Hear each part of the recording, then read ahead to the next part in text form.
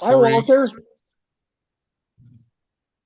Thank you, Ken. Good evening. It's Thursday, May 28th, 2026. I'm calling the Lincoln County Budget Committee meeting to order. We'll start off with a roll call, establish a quorum. Members of public, Chris and Don, Present. Tom Fulmer, Present. Commissioner Miller, Present. and Walter Chuck, Commissioner, present. We have a quorum. All right. So I'm reopening the budget meeting for Lincoln County on Thursday, um, on the Lincoln County Transportation Service District for the 26-27 fiscal year. We have a staff report from Transit Director Cinda Bruce. Cinda, I've promoted you to panelist. You just have to accept. Okay. Cinda, would you like me to go ahead and start the beginning of your presentation?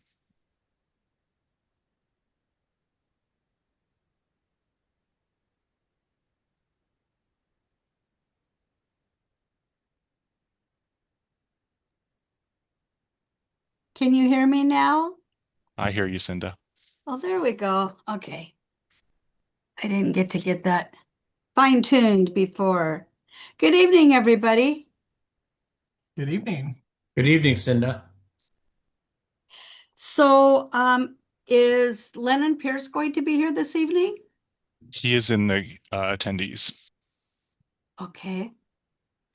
So is Lennon going to read the budget message? That was read yesterday, or day Okay, before yesterday, great. sorry. Okay. Yeah. Thank you. I wasn't sure how that worked. This is a Okay. first virtual process for me, so I apologize if I'm a little awkward. You're doing Ken, fine. you're going to go ahead and move the PowerPoint for me. Yeah, if you're ready, I will do the first part and then I will switch over to the presentation. Thank you very much.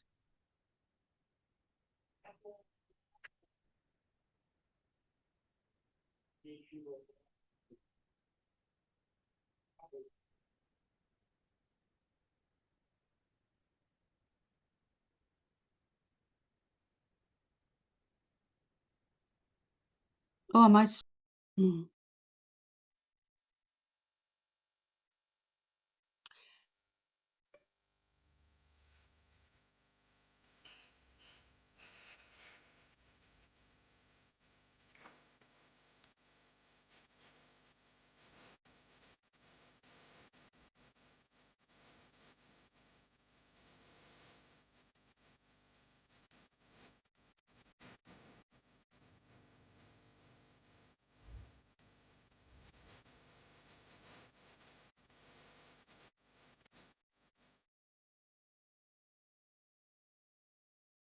Hmm. I wasn't sure if Ken was going to go into Saturday Night Live videos or. This is a video that we actually showed last year as well. It has to do with our three brands, three services, and I really like that little clip, so I threw it in there again. So there we go. Thank you. Thank you, Ken.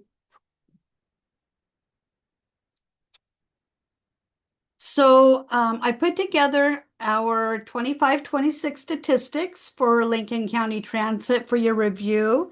And later on in the presentation, there will be like a 4-year comparison so you can see how we've been doing. So we've provided 296,596 rides for the fiscal year with 29,867 hours of service. Those are bus hours, actual bus hours on the road. Annual miles traveled are 546,367 miles, and we have 19 buses that provide these services.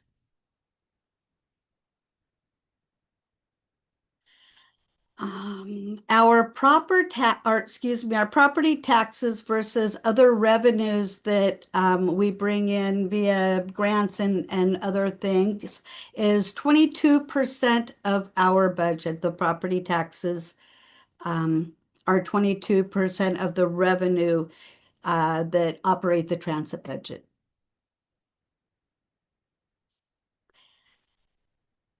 Other revenues that we get, 56% make up the ODOT grants that we get. 22% is from property taxes. 10% are from the city of Newport, the city of Lincoln City, and the Confederated Tribe of Siletz Indians. 4% is fair revenue. 5% is 5% is other funding, such as interest, and 3% is other state funding. That would be like our in lieu of state assessment taxes. Cinda, this is Tom. So the cities and tribes, you only mentioned two cities.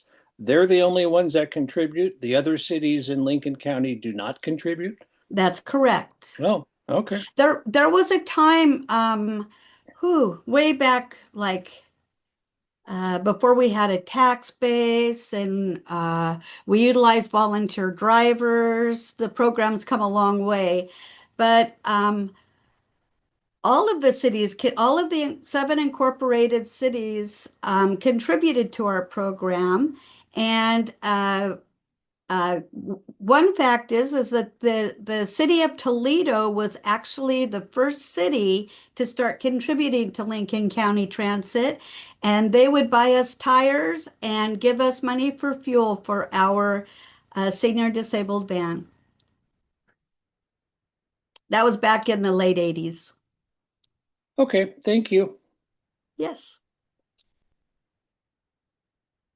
So on this is the one slide I couldn't get to really go right. The numbers are correct on it, but the silos didn't go to the right places. Actually, budget by year, we've gone up on our budget just a little bit every year. According to this, it looks like we went down from last year to this year, and it also appears as if but if you look at the numbers back in fiscal year 22-23, we had a $7.193 million budget. In 23-24, we went up to 9.678 million. In 24-25, it actually went down a little bit to 9.434 million. This fiscal year, we brought it back up to 9.795 million, and the proposed budget is $10.4 million. Cinda, these graphs look great. Are you generating those in OpenGov yourself? Is that? Well, I'm generating them not in OpenGov, and last night at 5:30, I tried correcting the specific slide and I lost my whole presentation. Uh-oh. That's why I decided not to mess with it anymore to make it perfect. I thought you would be understanding. The numbers are correct on the graph. The Okay. silos do not indicate the right pattern. Great. So my apologies for that. No, thank you. This is a performance measures metrics slide that I was talking about, and I have the rides provided, hours of service, annual miles, and the number of buses, which haven't changed in quite some time, for fiscal years 23 through 26. And pretty much the rides provided and annual miles have gone up every year. When I put this together, I went back and tried to figure out why we had, 600 or so more miles back in 22, 23, and I just could not wrap my head around that. So for that, I apologize. But from the 24 through 26, we have increased hours, not a whole lot, but a little bit. We're maintaining our services and adding a few hours. Quick question here, Cinda. Mhm. You're crunching this data. Are you able to put like fuel cost in and kind of move that incrementally as well as you're doing analysis? Yes, we do get reports with the amount of fuel that we use, the cost of it. Here for the past few weeks, we've been paying a little more because of the fuel site that went down. So we're utilizing the fuel site right across the way, so we're not getting the deductions on the taxes. So thank goodness that project is moving along well and it's ahead of schedule.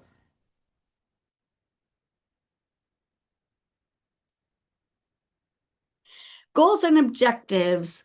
We continue to recruit, train, and retain CDL bus drivers, and we're maintaining and hopefully soon to increase service to residents and visitors in Lincoln County. We are going to begin construction of the Wallport Transit Hub. I know we've spoke about this for many years. It's going to be located near Ray's Food Market. And some of the issues that we've had with this project is that we started it a couple bienniums ago and the cost just kept going up and up. So we just had to keep going after more grants. And we finally got enough to complete the project. Um, Also, we're looking to initiate the Wallport City Bus Loop service. We are starting to get more drivers. And I know there are people in Wallport who would say, oh, I would do that route, and that would be a really easy way to fill that.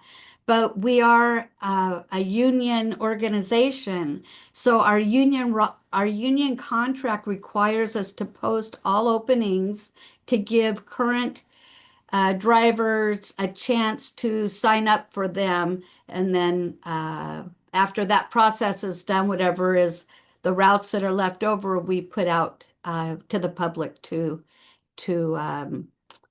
apply for. So, Cinda, this is Tom. So you are currently recruiting additional drivers?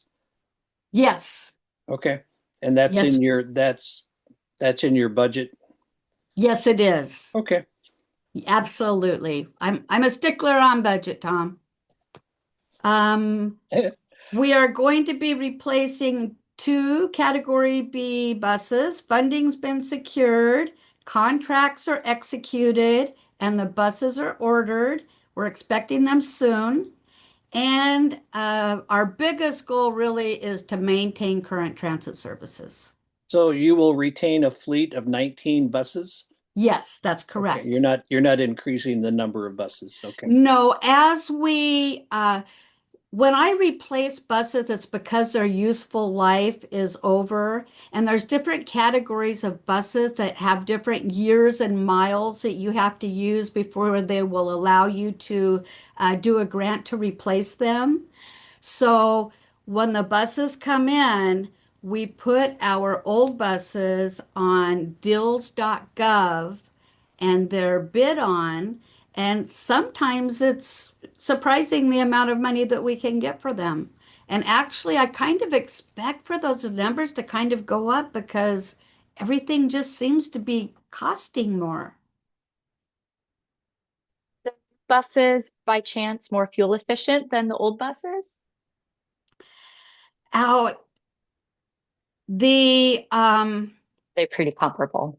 the they are, but I am working on a grant right now for three new buses that are going to be excellent. They will be fuel savers, Kristen. Yes. Awesome. So I've been burning the night oil on those ones and hope to have them submitted by tomorrow.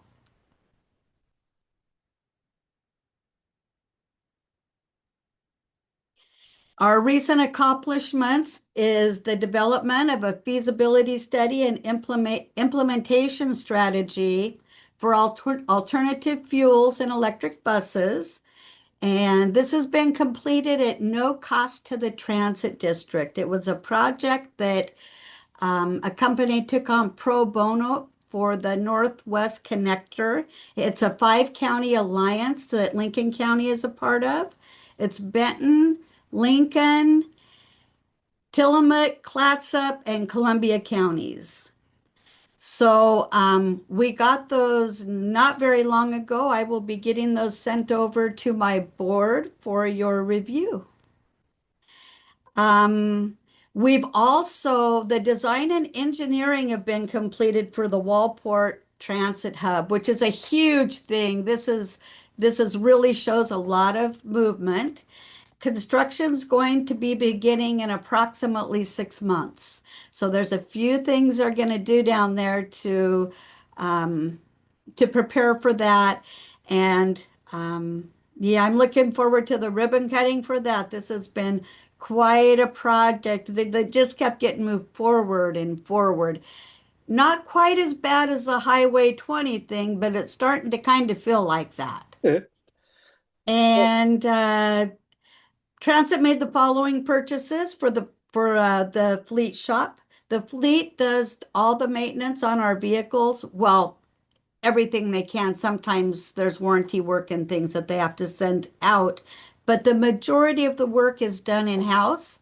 We were able to purchase a parts washer, a new DEF tank. That's the diesel exhaust fluid that must be added to diesel vehicles.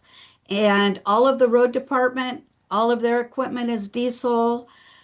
I purchased one of those, all these years just go together. I'm thinking 7 or 8 years ago.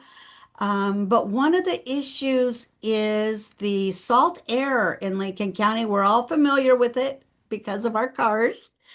So they did a special powder coating on this one, and we're hoping that we can keep it going a little longer.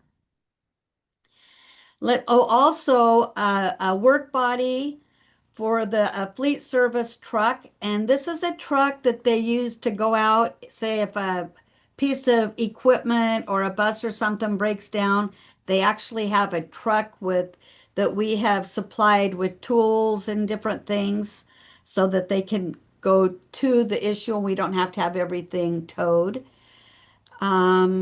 And we also secured a very large in-ground heavy-duty vehicle lift.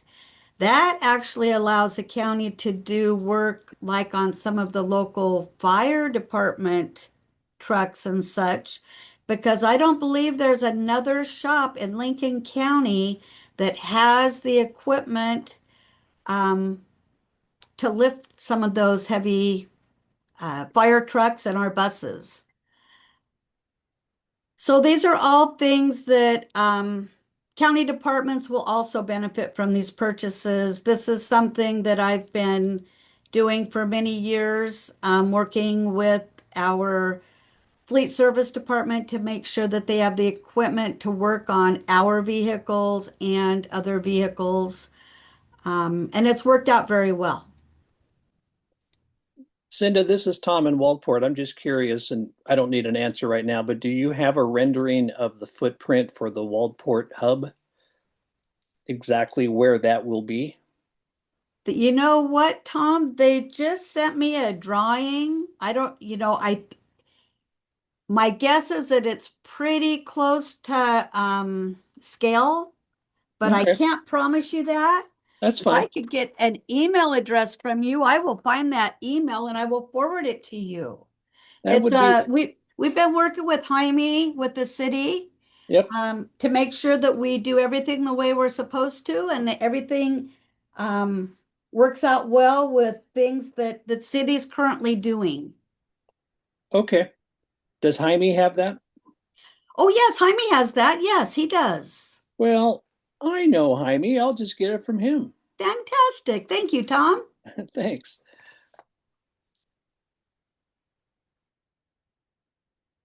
let's see. The transit district received two category E1 vehicles in February, and those are for the dial-a-ride services in Newport and Lincoln City. We got a little smaller vehicles because we don't carry a whole lot of people at one time. And they are gas vehicles, which are the passengers like them more. They're not as loud and they don't smell as bad. And that's what we decided to go with. And we're pretty happy with them. And funding source has been secured to replace two additional Category B transit buses for intercommunity bus routes. And those buses will be delivered in early 2027. So did anybody have any questions? And I'm just curious if, I know a large portion of your budget is the ODOT grants, and just with funding issues at ODOT, do you see are these grants at any risk, or are these pretty secure grants you tend to get from ODOT? They're fairly secure. This next biennium, we took just a little bit of percentage of cut, which will not really harm us too much because I work really hard to keep a reserve and contingency because we do depend on grants so much. And if we were to lose a grant or it were to go way down, it would take, I'm guessing, about 18 months to find another source of funding, to do the grants, for the review of the grants, and for the money to become available. So I'd like to, it's always been my goal never to have to pull back on service. And since I've been here, I've never had to do that. So that's something I'm kind of proud of. Should be. Good And job. are all the buses handicap accessible? Every one of them. Beautiful. Yes. Okay. And this is Casey. Yes. Just generally, what kind of trends are you seeing for demand? Anything stand out that's changed over the last year, or projecting ahead? Just some general thoughts on where you see people need more, and if anything is kind of shrunk at all. What's going on out there? What has really surprised me is the increase in ridership on our Costa Valley Express. Not only are people utilizing it for the regional medical center, they're also utilizing it for Oregon State, a lot from Oregon State. They come down to the Marine Hatfield Science Center. The professors use it, the students use it. We also have an interline agreement with the Albany Amtrak. So we get a lot of passengers from the Amtrak. And I'm telling you, for a lot of years, we were doing like maybe, I don't know, maybe like 8 rides a day. But the ODOT kind of justified it by, sometimes it's not the number of rides you do, it's the importance of the rides, like to the regional medical center. There was a time when it was life or death for some people. They couldn't get some of the chemo and radiation that they needed locally, dialysis. Things have changed, but they still need to get over there for some of those. My mind just completely went blank. Oh, Cinda, that's helpful. When you anticipate maybe changes with fuel costs, Yes.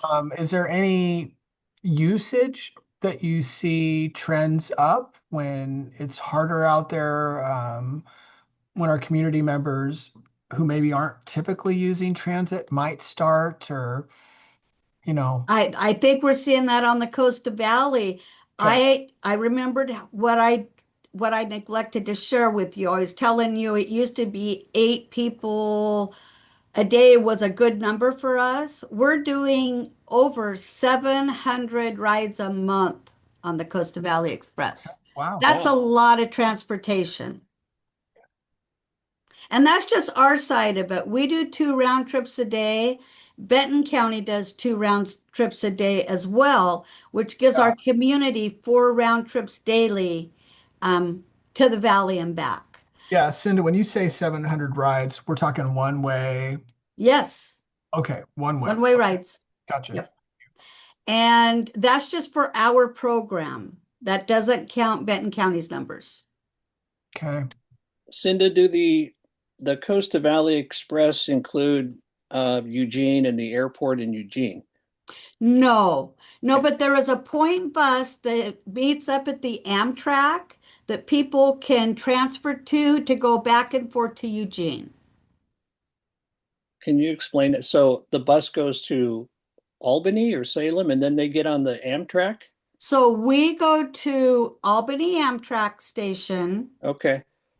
and there's the ODOT also funds what they call point buses, and those are used to provide service on corridors that need more service. And the Eugene to Albany, apparently they didn't have regular transportation on that corridor. So it does. And the reason I know about that, I have twin nephews who go to school down in Eugene, and they'll take the point bus to Corvallis, and then the family will meet them in Newport when they come home to visit. So it works Okay. out well. Okay. Thank you. Yes. Thanks. Any more questions for Cinda? No? Great presentation, Cinda, Thank as you. always. And good job on your budget. Thank you. Okay, at this time, if there is anybody in the public that would like to make comment on the Lincoln County Transit Service District, we will take them now. If you wish to speak, use the raise hand feature.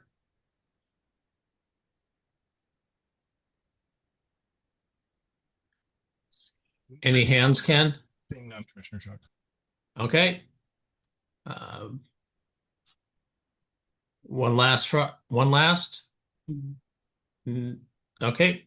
Seeing none, I'm closing the hearing on the Lincoln County Transit Service District budget hearing. Are there any budget committee discussions on the service district? Any further discussion? No? Nope.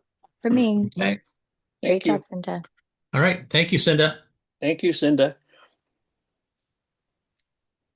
Okay. At this time, I'm opening the public hearing on the Lincoln County Animal Services District for the 26 to 27 fiscal year. We have Lieutenant Jamie Russell presenting.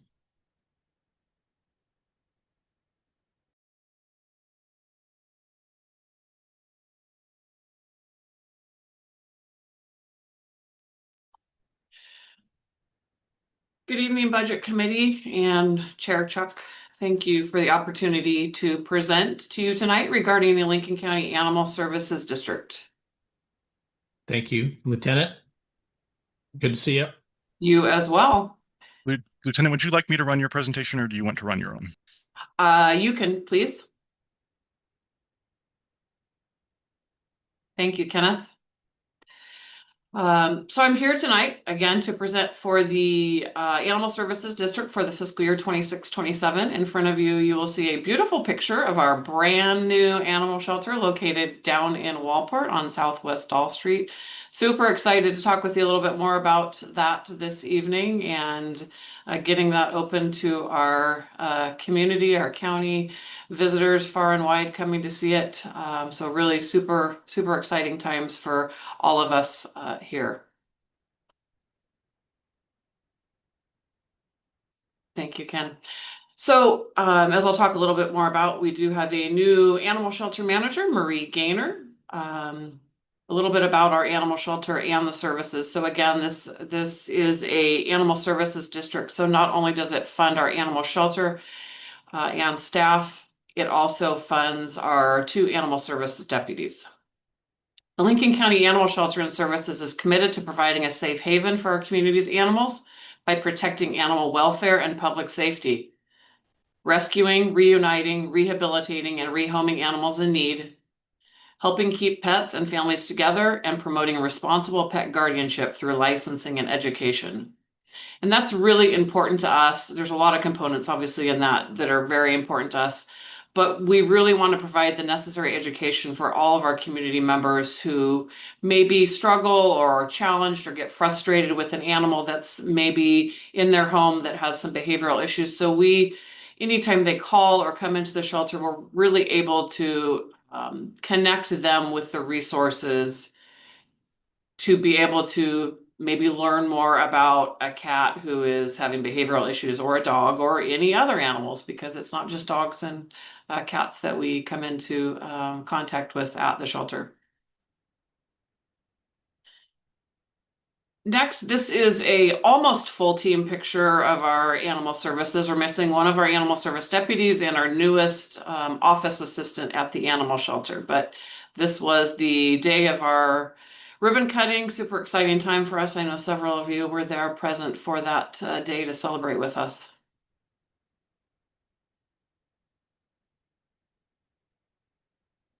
So just a quick overview of our shelter team and some of the many services that we offer to our community. We have one full-time animal shelter manager, again, Marie Gaynor, who spent 25 years with us in the jail, and then kind of retired from that work and is now our animal shelter manager. We have 4 full-time animal care specialists, 2 full-time animal service deputies who work out in the community, 1 office assistant position, 43 active volunteers who you will see later in the presentation give many, many, many hours to the shelter. And then we have 4 vehicles that are operated in our fleet. Some of the services that we provide to our community, again, we provide a safe, humane, and enriching housing to animals in care at the Lincoln County Animal Shelter. We enforce laws related to animal care and welfare. We maintain Lincoln County's dog licensing program. We provide education to the public on animal welfare. We offer pet retention programs, again, educating our community, adoption programs, and lost and found pet programs. We have people reaching out to us probably daily that they've lost a pet, and so we're able to get some information from them, get it put up on social media sites, and in a lot of cases able to reunite that lost pet with their family. Jamie, this is Tom Fulmer. Is the shelter open 7 days a week? It's open 5 days a week. 5 days a week. Yep. So we are open Tuesday through Saturday, open to the public 9 a.m. to 4 p.m. Okay. Some of our, again, I'm going to say some of our successes from this fiscal year.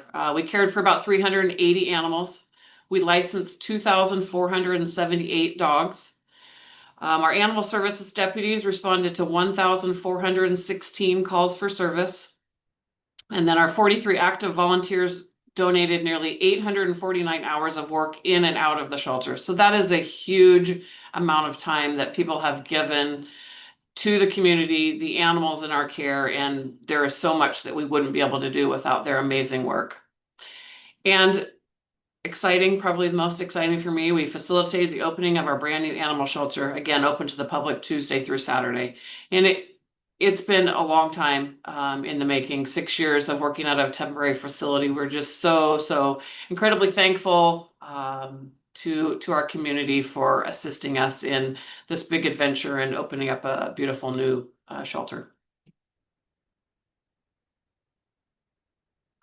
So a few of our statistics over kind of a 3-year time period. Redemptions were and still continue to be a little bit higher than we would like. Again, before people redeem animals, we really try and work with them so that that pet can stay in the home. But there are cases, as you'll see, 172, where it was best for them to redeem that animal to us so we could continue further care and potentially adopt them back out to another family.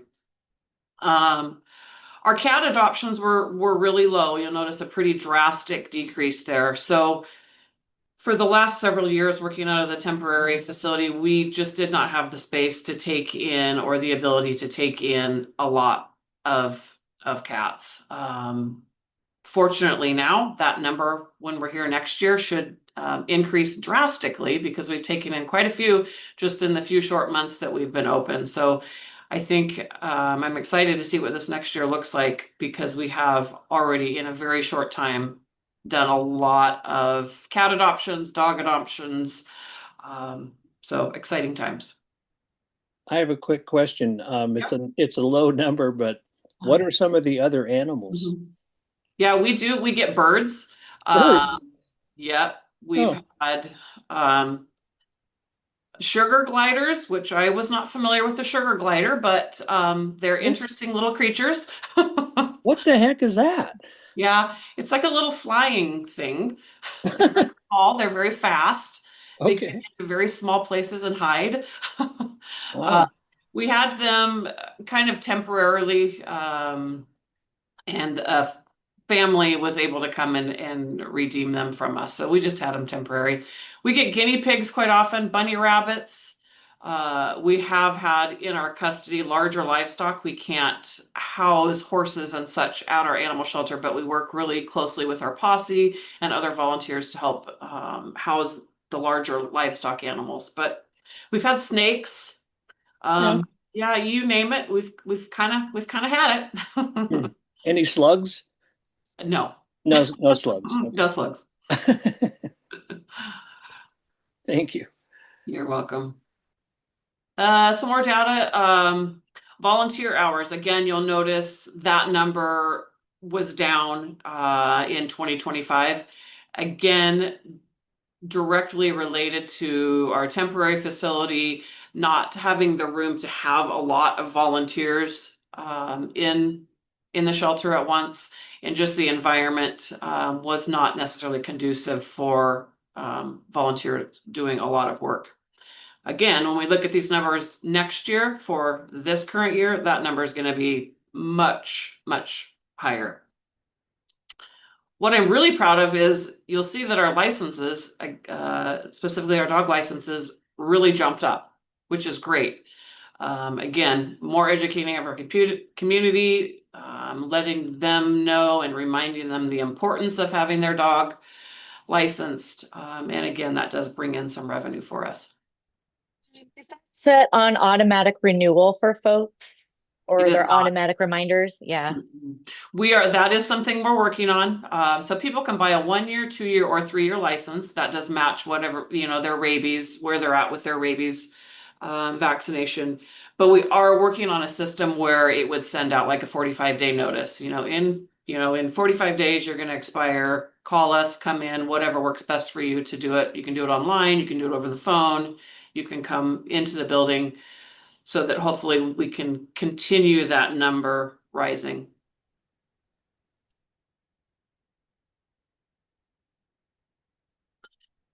So some of our goals for this upcoming fiscal year, we are working on completing a volunteer assessment program, which will allow us to expand our volunteer services. Just being in the new shelter has allowed us to really expand our volunteer opportunities for the community, but we want to further grow that program even more. Increased community outreach, again, very, very important to us. We know that our facility now being in South County was challenging or is challenging for some that may live up in North County, but we have already received a lot of calls requesting that we come and do clinics and licensing events and adoption events all over the county. So we really want to ensure this is a shelter for the entire county, and we want to make our services readily available to everyone throughout Lincoln County. So doing a lot more of that. Providing some more enrichment activities for cats and dogs. We hope to be able to allow our trained animal care specialists to do more one-on-one with these animals, get them better prepared and set up for adoption, maybe adopt a little quicker, have some basic training skills on board when we're able to get them into the right family. and then really increase our social media presence. We all know social media has its good and it has its bad, but we have heard from a lot of our community that that's really where they like to see stories about our animals when they're available for adoption, when they get adopted. And so we're really trying to increase our presence on the social media platform. Jamie, is there an age limit for volunteers? 16. 16. And depending on the circumstance, we may require that a 16-year-old have a parent with them. Okay. And Jamie, for the increased community outreach, is, if you were bringing pets to other locations, would that require new equipment or additional things for you all? You all have that already, things that Yep, we're set. And obviously we would be picking the appropriate behavioral animals to go with us. The one thing I know the manager is working on with our treasurer, Jane Welch, is getting set up to do like accept a credit card off-site. So like a mobile app or whatever that looks like. But we hope to get that up and running. Great, thank you. Yeah. My contact information, if there's further questions, or Marie Gaynor, who is again the shelter manager, if you haven't had the opportunity to take a tour of the shelter, I highly recommend it. I think it's really an eye-opener to our community. She loves giving tours. So please reach out if you are interested in doing that. Lieutenant Russell, before we go, Yes. Yeah. yeah, just wanted to since you've been open, what is the trend? Like, were there some assumptions you thought would happen and things that went a little bit differently? Like, what stands out right away that you noticed with the new facility? So, as with any new facility, I think you come in and there's some challenges. You just have to reorient yourself to a new, bigger structure. I think the team had, over 6 years had become kind of used to the small little quarters. So now you have space, you can grow, you can do more things. So I think it just takes time to really acclimate to our new environment. What I can say from the community is, we have people walking in, 5 days a week. They love it. Some of them just want to come in and see. They just want to look. They just Nice. want to pet the little kitties in the catteries. And so it's just a really, friendly. We have a great office assistant who's really the face of our shelter. And she is able to, again, talk with people and try and place them with the right cat or kitten or dog. And part of me, we opened the shelter thinking that we would be overrun with people those first few days, and it wasn't. We did have that first day was busy, a lot of in and out. But what we've also found is when the shelter was able to accept animals, it's kind of that the doors are open and the animals think that they need to find their way to the shelter. We have had a lot of stray dogs, to the point where we are still operating out of the old shelter in addition to the new shelter. Wow. Wow. Yeah. Okay. What's the relationship with the Humane Society in Lincoln County? Yeah, we have a great relationship with the Humane Society. We have a great relationship with Friends of Lincoln County Animals, also known as Focus. They pay for all spay neuter for all of our animals. The Humane Society helps with funding as well. They're just really, really good partners. Couldn't do a lot of what we do without their hard work and financial help. Lieutenant, with the bigger Yes. building, what services are you able to provide now that you weren't able to provide at the smaller one? So what we have here, which I think is probably one of the biggest changes, we have our own on-site surgery suite. So we are able to, with our contract vet, do some of our own spay neuter right on site. So we're not having to go out to vets. As we all know, it's challenging to get into a vet, and we're just like anybody else. We don't get any special treatment. We got to wait in line to get that taken care of. All of our animals are spay neuter prior to being adopted out. So the quicker we can get that done, quicker they can get adopted out. So that's one of our really exciting services that down the road, and it's likely to be a few years down the road, but we do hope to expand and have that surgery suite be able to offer spay neuter services to our community, which I think is a much needed service as well. The animals, we're again still growing, still learning, but we have plans to really expand some of the outdoor areas for the animals so they can have more outdoor exercise, not be as pinned up in a kennel as historically maybe they have been. We know that locking an animal up in a little cage, just like locking a human up, that's hard. It's challenging for these animals. So we want to give them the space to run and get the fresh air that they need to stay healthy and get them adopted out. Thank you, Lieutenant. Absolutely. Any further questions or comments for Lieutenant Russell? Go ahead, Tom. No, I'm good. This is terrific. We're pretty thrilled down here in Waldport to have it. So Okay, well, great. All right, there's no more further questions. I will ask if there is any public comment on the Lincoln County Animal Services District. If you do have comments or wish to make comments, please use the hand raise feature.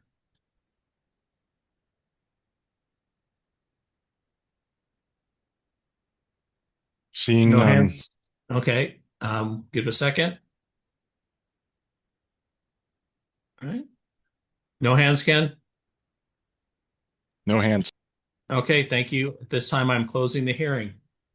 Are there any budget committee discussions on the Animal Services District that we need to continue? No? Not for me. Thank you. And from me. All right. Thank you. Thank you, Lieutenant Russell. Back to the agenda. Is there any discussion on the budget documents from the budget committee? Yeah, I know I have some questions. Commissioner Chuck, I don't know how we want to just enter straight in for questions, how we can approach that. Just wondering if we could just do it by there's kind of like the 5 major categories, right? There's Okay. general government, community services, county central services, health and human services, and public safety. Maybe we could just just go through each of those 5, and if there's any questions related to those chunks. Anyway, that's one way we could do it. Yeah. Sure, we'll do that. Which would you like to go first?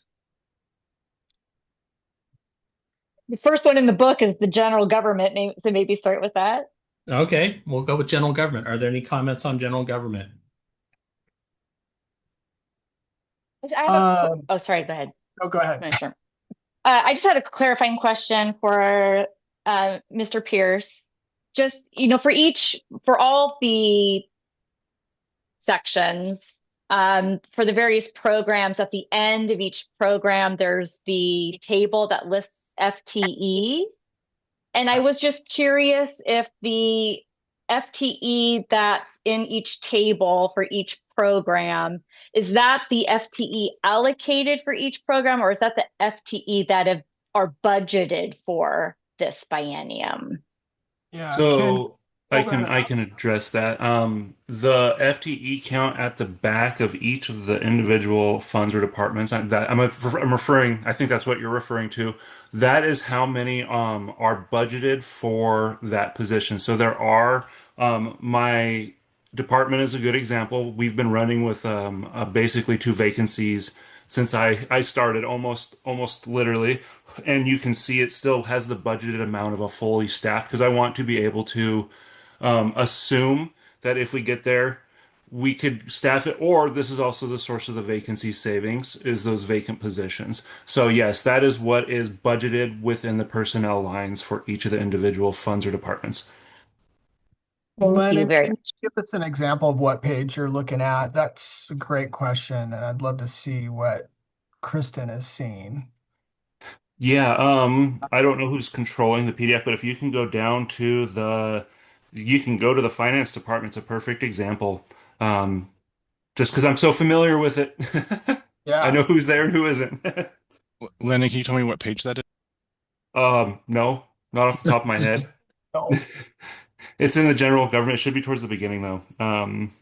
It's 101013, and it should be pretty much in order. Yeah, fine. There you go. Control F is what I was going to suggest next.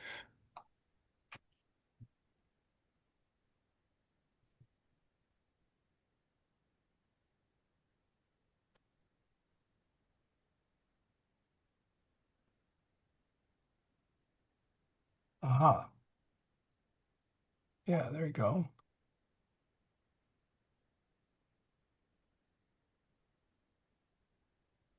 We're almost there. There we go.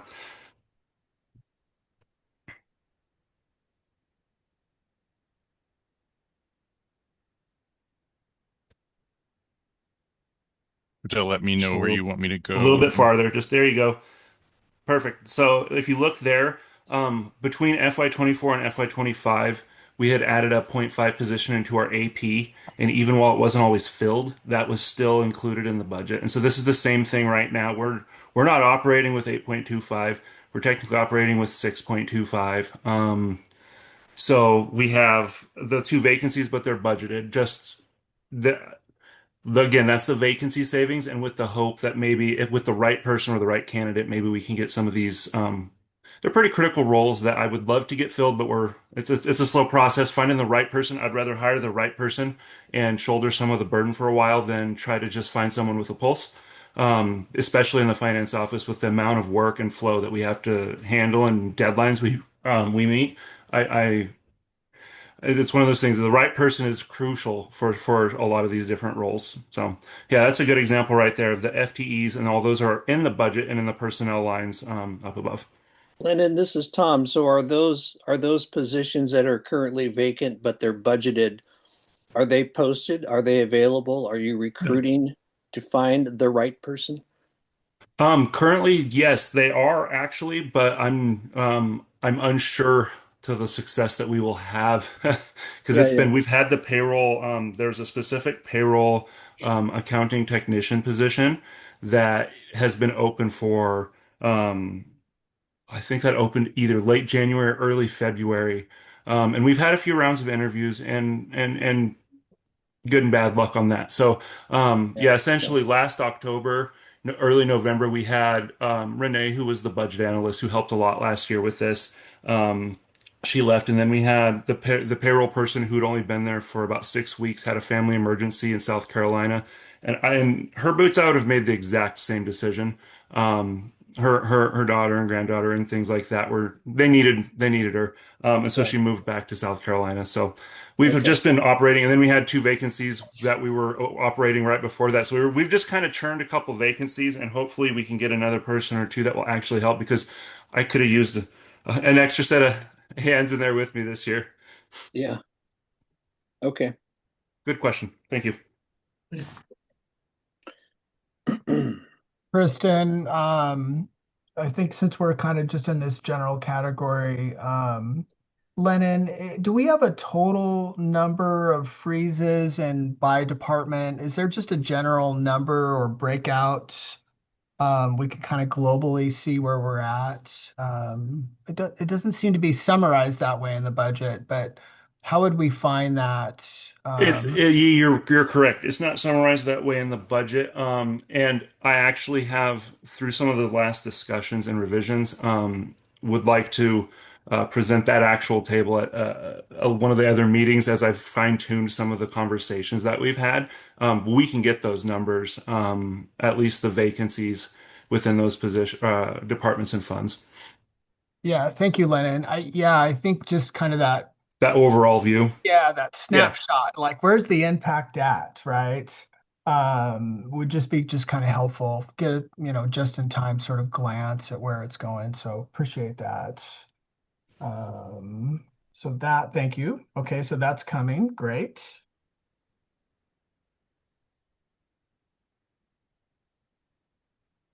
Anybody else? I've got another one. You want me to just kind of roll through mine, kind of in the general category team? Um, Go Mr. ahead. Yeah, I'm just thinking about kind of a similar question in regard to state and federal. Any sense of how we anticipate where the greatest areas of concern are, and maybe how we mitigate that? Like, how are we looking ahead, and how easy is that to kind of say, well, here's where we sense the most likelihood that we might not receive funding. Lennon, just thoughts about kind of how to approach that, so that we can, tackle those areas first, as opposed to other areas that might maybe be less likely. I mean, I know it's kind of a moving target, so From a very broad sense, I can tell you most of the departments and funds budgeted assuming that the grants are going to be either 100% satisfied through the time given or that they're going to be continued. And so my worry is that if some of these may not, to which ones to that may occur, I'm not 100% sure because I wouldn't have guessed Medicare and Medicaid was one of the choices we would have made as a country, but we have. So there's things like that. So I don't know which ones exactly, but I just know we're budgeted, assuming pretty much a continuity or at least knowing the terms of the grants that we currently have. So yeah. if there are any cuts or things of that nature, that is where we could possibly feel it. I feel like, Lennon and everyone, as I'm talking to community partners, it's been a real roller coaster ride. Sometimes I feel like I've heard from community partners that the feds have clawed back, then they've, re-released and clawed back. It's just been really hard for a lot of people. Um, and so, how do we mitigate for that? I guess we can't mitigate for every situation, right? But um, the best that we can be helpful at all to anticipate that is just what I'm thinking of too. So, Lennon, and I think my next question, this might almost be the end of mine. Lennon, can you just explain in simple terms for everyone, how we, the nature of our audit and how it is that we can go through with this process, but still be in real time working on our audit challenges? Yeah. So when I came on board, the county was a couple audits behind, and that was through no fault of the county's. The prior firm and the issues of that are historically noted, so we don't need to rehash that. Yeah. And so as I came in, we were finishing up 23, 24. We're wrapping up 24, 25. We got the draft this week. And so as we get that, we can use those numbers once they're reviewed and the conversations with the auditors and everything have occurred. We can use those numbers to get more precise through the budget process. But ultimately, like I had said in the budget message, the budget is a working document. It's kind of more of a blueprint and planning. As we all know, we may come in at slightly different numbers for some of these beginning balances. And that's a completely normal thing across agencies and municipalities like this, that once you get audited, there's going to be a few adjusting journal entries here or there that make it quote unquote precise. So as we get those numbers in, it does help bring the confidence in the numbers that we can present. It brings those up as we get, and don't confuse that with a surplus or a deficit. It just brings up my confidence in the numbers that I have as we get those audit results back. I assume that's kind of where you were pointing that question. Yeah, Yeah. that's helpful. Yeah, that Yep. helps a lot. So yeah, appreciate that because I think there's some confusion for people, like what exactly are we looking for? And so that helps a lot. I Uh look at the budget as a window and the audit as the exact. oh, And okay. so we use those two in tandem to be able to make a planning document for the county. Budget as a window and an audit as an exact. I like that. Um yeah, thank you, Lennon. Yeah, I'll take a pause for now, guys.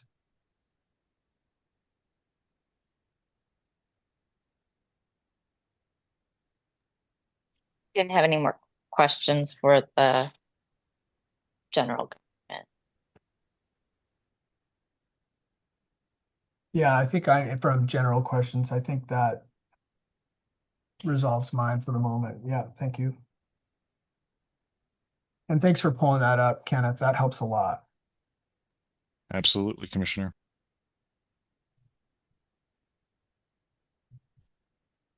You're muted, Walter.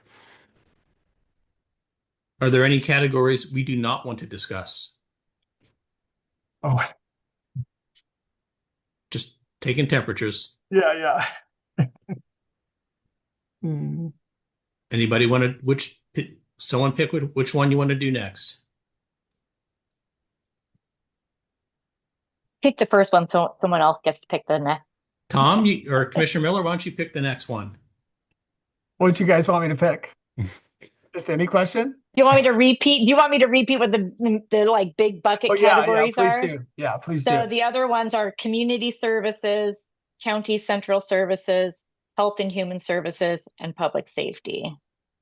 I think my question probably landed more in HHS than any questions, right? Uh, I guess my thoughts are that that's where, a lot more of those, state and fed intergovernmental agreements are going to be. So I don't have any specific drill-ins to those departments per se.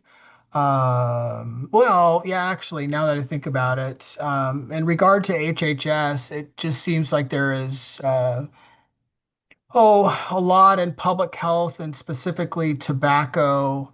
Um, it just seemed like there were, a lot of people tackling that particular discipline, if you will.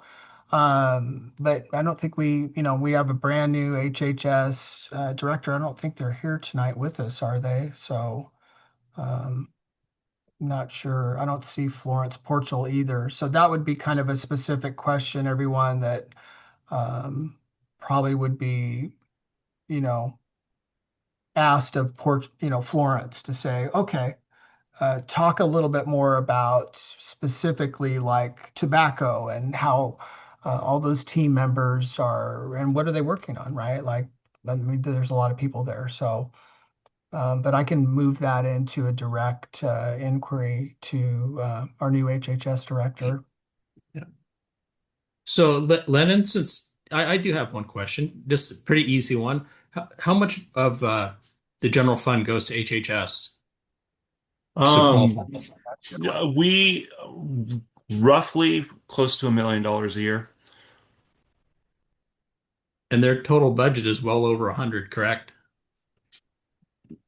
Off the top of my head, yeah, it's around that. All right, so okay, that's a one of the concerns I have going forward with all the monies that they get from grants, whether that's federal pass through through the state. But if we're only funding 1% of our largest budgeted departments with 1% of the general fund, I mean that's a big number for us getting only a little number out of the general fund.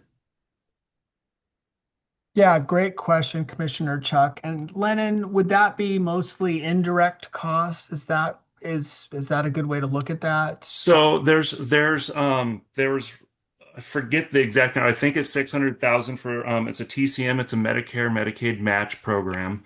Roughly 60 to 65,000 in marijuana tax money. There's a meteorological death investigator position as well. There's those sorts of things that is what the general fund is subsidizing now currently. Thank you, Leonard. Yep. Any further questions on HHS? I have a question, but just maybe I think this might have been an error on the Child, Adolescent, and Family Services, which is 209-420. It says the fiscal year FTE is 87, and it was, the last fiscal year is 22.4. I'm guessing it's probably not correct. So No, it's double counting. That was one of the revisions I needed to make. It's double counting. So there are splits that some of the employees have between like 421, 423, 424, and it's counting each and every one of those as one. And I have gone in and rectified that, so the new number should, when I finish that revision, will be accurate. Because yeah, it was counting each one of those as a full when it shouldn't have. Yeah, I mean, I looked at, with the personnel Yep. person. Yeah. So anyway, that was super minor. Thanks. Good question. Thank you. That's a really good question, Christian. And like you said 2 days ago, you are a data geek. which is great. How about community services? So we're done with HHS. We'll move on to community services. Okay. Tom, go. I don't have a specific question. Probably more of a $30,000, 30,000 foot observation or question is, what are the key components in community services? In community services, there's parks, there's vets, and then there's it's 193. I forget exactly what that's used. It's I forget exactly which one that is. Primarily, it's parks and vets as the main Okay. drivers of the community services. Maybe grants too. Is it county grants and county grant program? I think, yeah, it's something like that. There's no personnel in it, so my attention to that the last week has been a little less than it was a week ago. But yeah, it's primarily parks and vets. Well, and luckily both of those got funded from alternative sources, so they're not going to be subject to any Right. budget impacts that in that manner. So that's good. Yeah, that was a good move. Okay. Yeah, and on that question, everyone, Lennon, how do we sort of transition as the new funding sources come in? Is there any clean break, or is it kind of a graduated? Do you have any sense of how we do that over time, or? Yeah, so the plan this year, and this was kind of the discussion since I started with I had this conversation even with Tim, was when these were slowly being rolled out from under general fund, the revenue stream, we would have to essentially fund part of it at least the first year, if not maybe more than 1 year, while they get their feet under them, proverbially.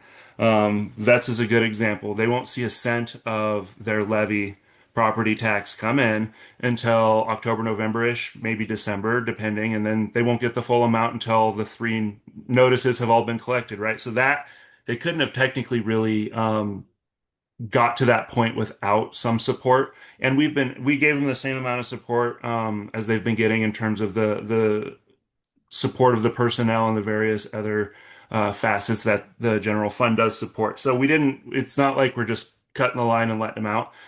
Parks had built up a very, very substantial TRT reserve as well. And so that kind of gave them quite a big boost to start with. And so the possibility that they may need a little bit from general fund in the future does exist. I won't say that that's not true, because I can't tell you what sort of tourism is going to drive the parks TRTs over the next several years. And with increasing of costs, I could see the vets maybe needing a little bit of a support just due to substantial increases in healthcare costs across the country. So those sorts of things may occur, but they're not going to be as substantial of lifts going forward in future years as they have been in the past. Okay. Hopeful. Thank you. All right.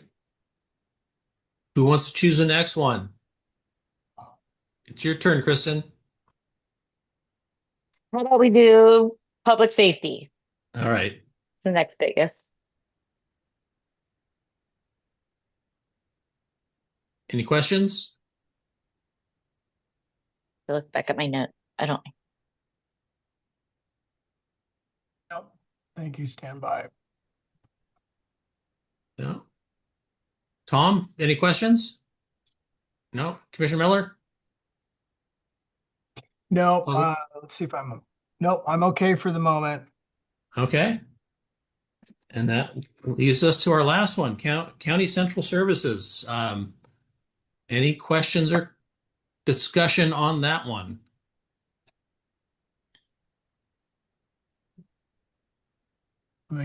I'll catch up with you on my side here. I'll catch up on my budget book.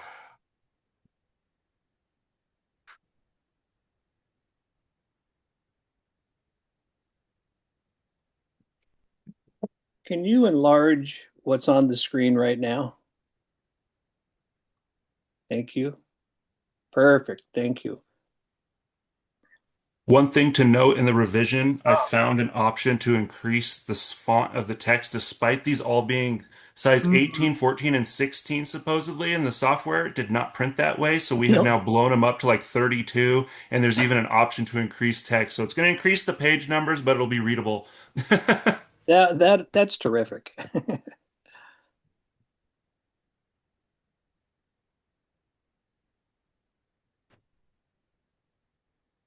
Any And comments or questions on I just central services? I just had a question. I can't remember. Did we switch where the county now, the different programs now bill IT for services? Or what's the structure for that? Wasn't there a change within the last year or two of how IT was maybe receiving some revenue? Or am I misremembering?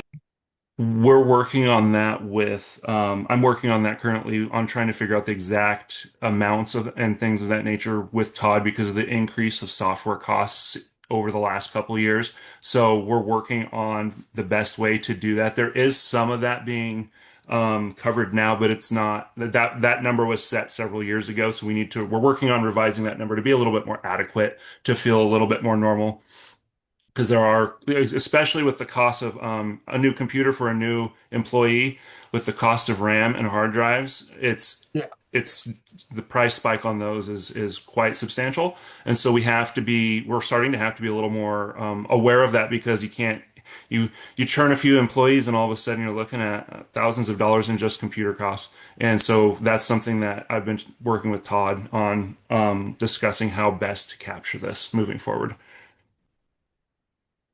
And Lennon, if I'm not didn't mishear Todd, when I talked with him, he said that there's parts of computers that are already bought up for the year now, and that's we're looking at being behind on that also. Is that Yeah, essentially all the large manufacturers have purchase orders put in for every piece of RAM and hard drive that they will be producing through the end of the year. So that doesn't mean you can't go down to a Best Buy or an Amazon.com and order it. You're just going to have to pay that middleman markup that they got because they're also getting that squeeze too. Because all the data centers and all that, that is where all the RAM and hard drives primarily are going these days.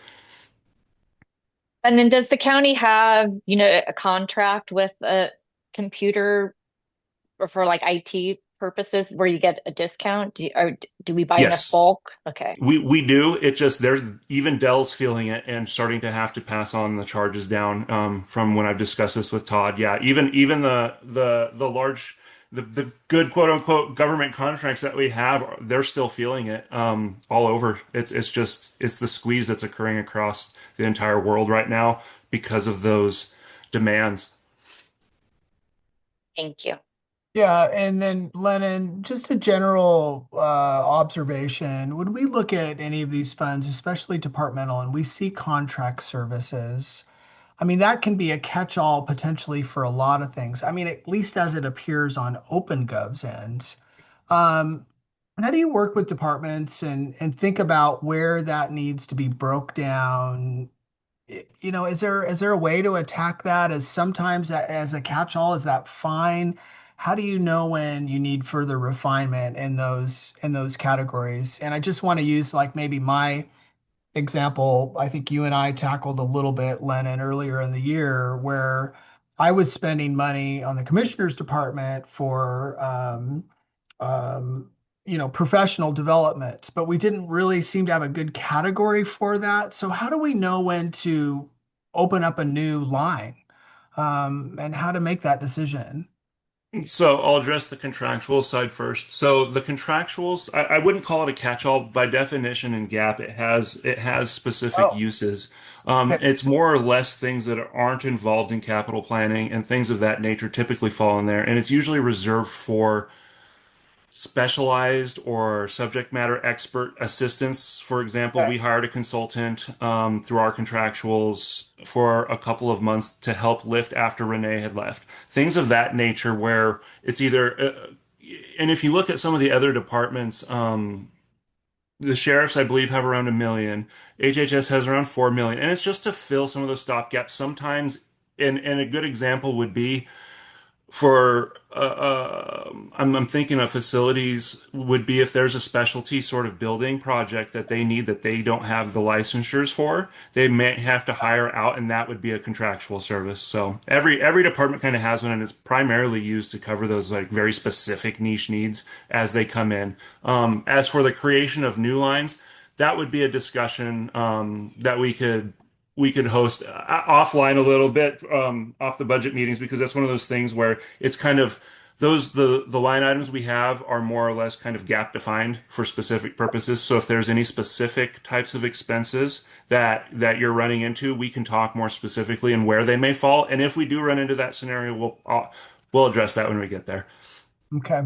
Yeah, I wonder as I'm looking at the general budget, where you see and wonder where a department needs to think about bringing in, say, an FTE, for example, because they're contracting that out. And kind of to your point, Lennon, of whether or not can it be facilitated, through an in-house person, or is it so specialty that, that we need to go outside? So yeah. So there's kind of a both on that. And the contractual services are a one-time type thing, whereas an FTE has long-term sustained costs that drastically bring up that bottom line of expenses and can be unhealthy and unsustainable. Whereas if you just need a plumber to fix the leak, you don't need them to come over to your house every weekend type Yeah, mentality almost, if that makes sense. it does. Or an elevator repair person.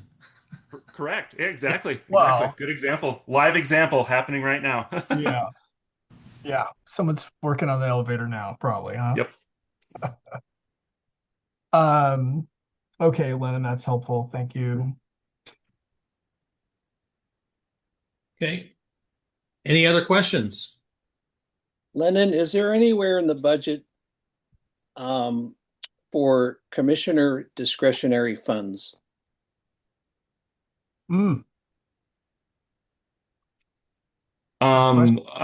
Through the budget process last year and this year, I believe those have been removed from the discretionary funds and rolled into the grant lines.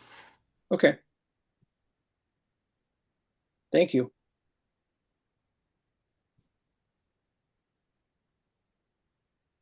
Any other questions for Lennon? All right. yeah, actually, yes, Lennon, or maybe we're moving into this. Yeah, where are we going next? Are we transitioning into tomorrow night? Lennon, do you have a master plan for where you envisioned the budget committee coming in next? What's the game plan? Yes, please. As I had mentioned, we got some revisions in some of those conversations about some of the capital outlay and things that occurred after distribution. I would love to have the opportunity to postpone or cancel tomorrow's and just resume on the 4th, so I can get those changes updated and redistributed back out for review at that time. For the team, is that a evening meeting or a regular day meeting? Yeah. The 4th is the same time, I believe. Yeah, excuse me, I have June 4th on my calendar for the Yeah. final meeting at 6 o'clock. Okay. Yep. Okay. So if we're going to regroup then in the meantime, forward any questions to Mr. Pierce, would that be where we would kind of push those, or what's our workflow? I would imagine so. Yeah, if yeah, that'd be a good. Yep. So budget committee, if you're going to formally cancel tomorrow, I would make a motion that you're going to cancel and then continue to June 4th. All right. Mhm. If that is, I will accept a motion to cancel tomorrow night's meeting and move to June 4th. So, I second that motion. no, I need someone to make the motion, Tom. I will make the motion that we cancel tomorrow night's meeting and resume on June 4th. Thank you. Do we have a second? I'll second that. All right. First and a second, do we have any further comment? Seeing none, all those in favor say aye. Aye. Aye. Thank you for that. Anything else for Lennon before we go to public comment? All right. Seeing nothing, at this time, we will be taking public comment on the Lincoln County budget. Please limit your comments to no more than 3 minutes. If there is anybody that wishes to make a comment, please use the raise hand feature. Seeing none, Commissioner. Okay. Great work, everyone. Still none? Still none. Okay. Thank you. Seeing there's no further public comment, I will adjourn the meeting to the next one on June 4th. Thank you, everybody. Thank you for the presenters, and have a good evening. To everybody. Night, Have a everyone. good evening. Thanks a lot. Thank you, everyone. Bye.